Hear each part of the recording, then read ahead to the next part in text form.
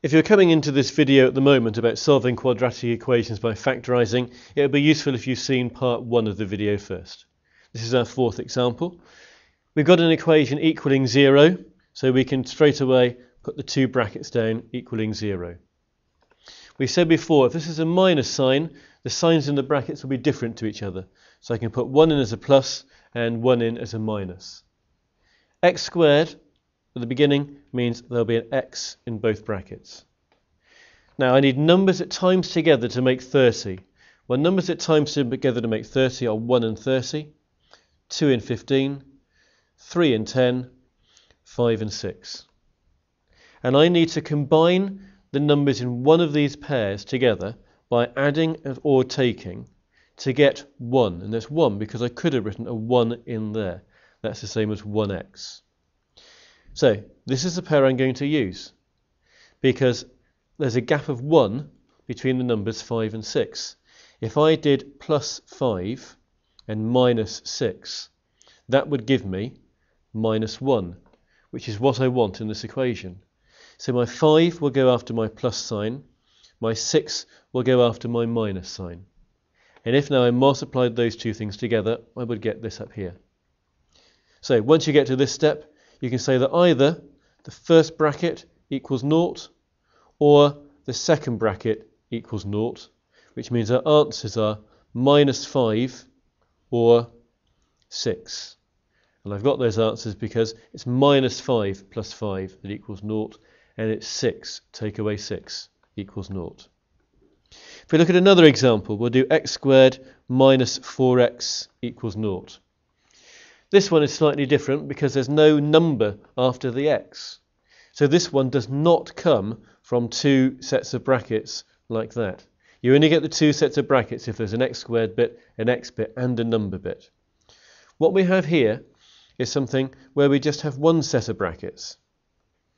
And outside the brackets, well, let's look at this and see what is there here that's also here. And the answer is there's an x. There's an x here. And there's also an x there. What do I times x by to get x squared? I times it by x. So x times by x is x squared. Then I need to put that minus sign in. What do I times x by to get 4x? I need to times x by 4. So I factorise this like this. X times by x is x squared. Then there's a minus sign. And x times by 4 is 4x. And that equals 0. And again, when there are two things multiplied together that equal 0, you can say that either the first thing equals 0 or the second thing equals 0. So there's one of my answers straight away. Either x is 0, or from here, what number take away 4 is 0? 4 take away 4 is 0. So there's my second answer. X equals 4. If we just do one more example for the time being. If I have x squared minus 6x plus 9 equals 0. With this one, again, the x squared means each bracket starts with an x.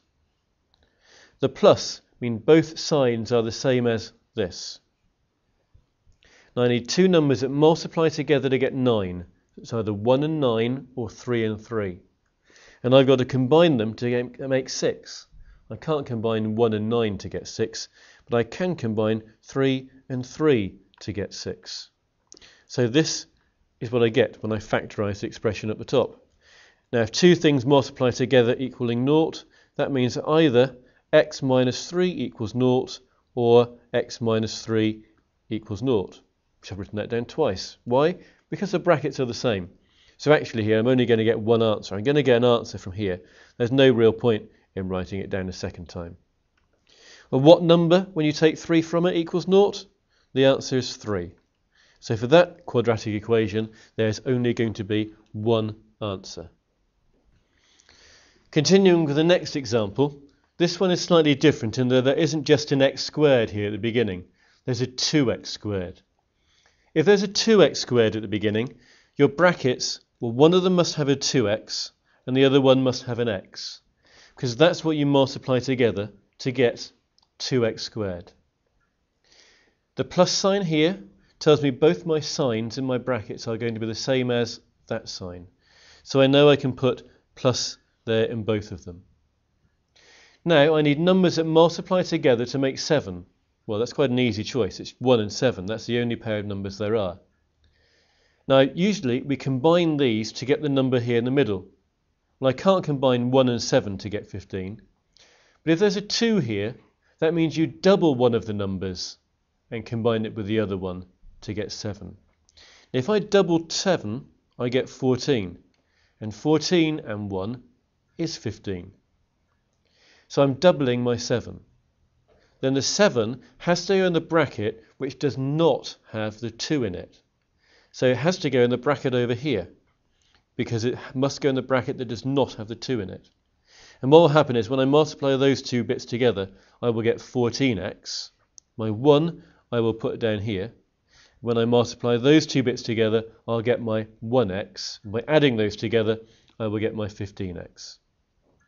So, as usual, when I have one bracket there and another bracket equals 0, that means either the first bracket equals 0 or the second bracket equals 0. Now, if I want to find out what x is here, I need to take 1 off both sides and then divide by 2. So that gives me x is minus a half. And over here, what number do I add 7 to get 0? That would be minus 7. So there is my second answer. Final example of this video is this one here. First thing to spot is it doesn't equal 0, it equals 4. So the first thing I've got to do is get rid of that 4. I've got to take 4 off each side. That will give me 3x squared plus 4x minus 4 equals 0. Now I need my two sets of brackets. And if there's a 3x squared here, the only way you can get a 3x squared is by timesing a 3x and an x together. So I can put those in straight away. That minus sign tells me the signs in my brackets are going to be different. One will be a plus and one will be a minus. But at the moment, I don't know which way round they will go, so I can't write them in the brackets. I now need two numbers that multiply together to give me 4. Well, that's either 1 and 4 or it's 2 and 2.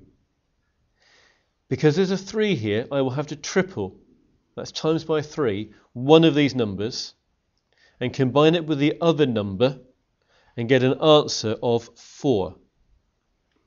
If I tripled one of these, if I tripled that one, I'd have 3. 3 and 4 doesn't give me 4.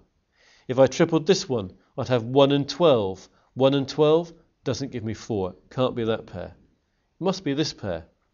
So it must be a 2 and a 2. And let's just think a minute. If I tripled one of those, I'd have a 6.